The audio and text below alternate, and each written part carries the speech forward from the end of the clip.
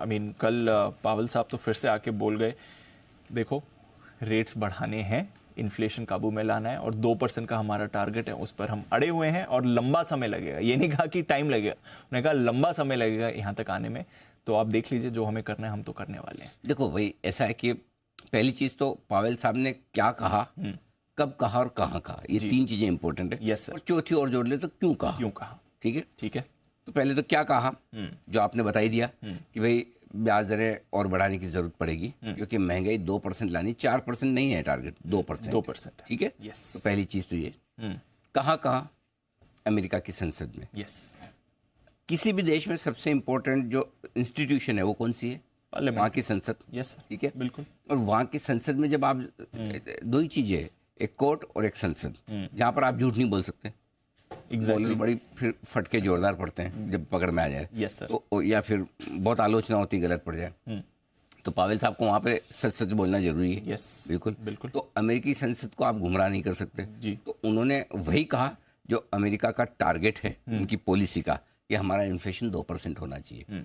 अब अमेरिका की संसद में वो ये नहीं कह रहे कि 2% लाने के लिए मैं 2% और ब्याज दरें बढ़ा दूंगा। वो ये कह रहे हैं कि उसको वहाँ 2% तक पहुंचने के लिए मुझे जो कुछ करना है मैं करूंगा। उसका मतलब ये कि ब्याज दरें बढ़ाऊंगा। ठीक है। दूसरा ये कि वो कोई झूठा सच्चा आश्वासन देना ही नहीं चाहते कि जल्दी हो जाएगा। यस।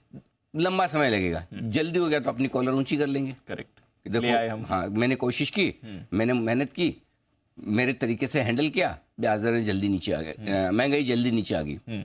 सो इसलिए उन्होंने समय भी लंबा खींच दिया। ठीक है।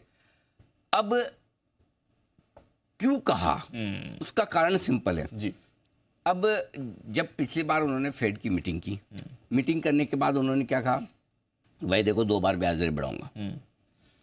अब अभी आपने लास्ट मीटिंग में ये कहा, अब और मार्केट मानने को तैयार नहीं जी, तो आपको अपना पॉइंट तो जस्टिफाई करना पड़ेगा। और अब तो इज्जत का भी सवाल आ जाता है। एग्जैक्टली। तो इज्जत का सवाल है तो फिर वो उस पॉइंट को बार बार जस्टिफाई करने की कोशिश करे कि नहीं, ब्याज दरें बढ़ाने की जरूरत पड़ेगी।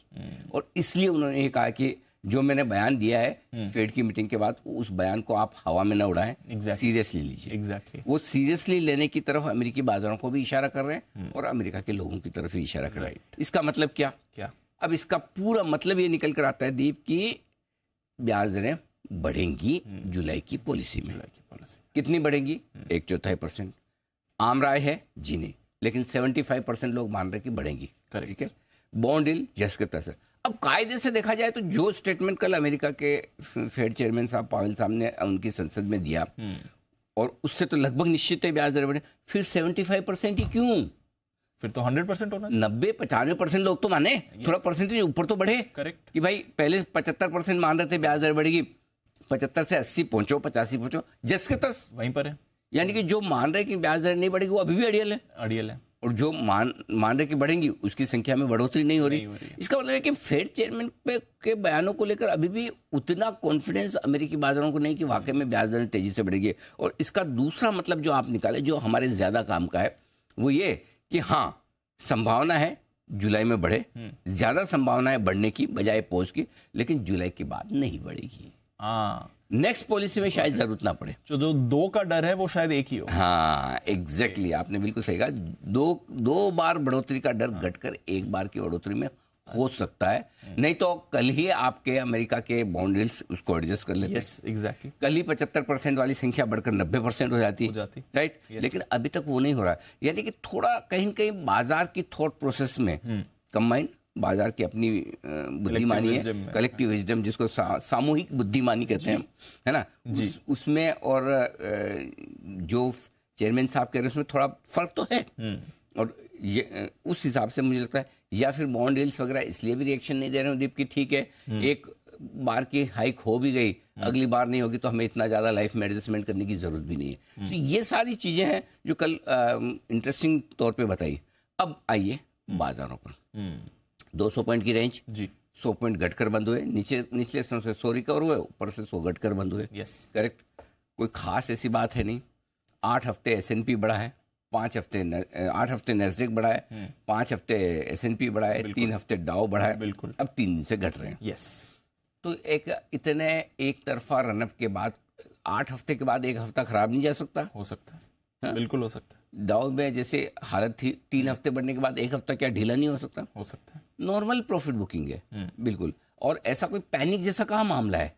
अमेरिका में भी आप देखें दीप, शुरुआत का आधा घंटा और आखिरी आधा घंटा निकाल दो तो ऐसा कोई खास पैनिक वाली सिचुएशन, शुरुआत तो बल्कि मजबूती थी। 200 पॉइंट की रेंज में, 200 पॉइंट की रेंज ही है। सो आई थिंक इसे नॉर्मल प्रॉफिट बुकिंग के तौर पर देखिए, है ना। ये देखिए देखो कुछ नहीं हुआ। बीच वाले दिन भर तो मजबूती से खुले में कॉन्फिडेंस नहीं, बंद होने में नहीं है, बाकी दिन भर तो कॉन्फिडेंट ही थे।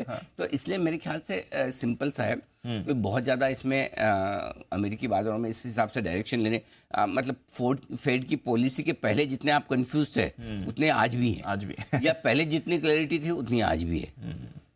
करेक्ट। हाँ, अब आप डिसाइड करके ग्लास आधी भरी है आधी खाली है। सो मेरे ख्याल से इसे प्योरली जो मुझे दिख रहा है, एक अच्छे रनअप के बाद अमेरिकी बाजारों में हल्की फुल्की मुनाफा वसूली है, थोड़ा टाइम वाइज करेक्शन है, हल्का फुल्का पॉइंट वाइज करेक्शन है, हो जाने दीजिए।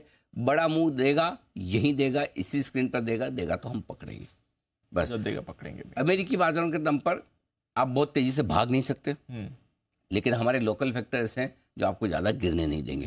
इन दोनों के बीच में कश्मकश चल रही तो हम भी टाइम पास करेंगे, क्या दिक्कत है? कर रहे हैं। और इस टाइम पास करने में भी रिकॉर्ड तो बन ही रहना। वही मैं बोल रहा था।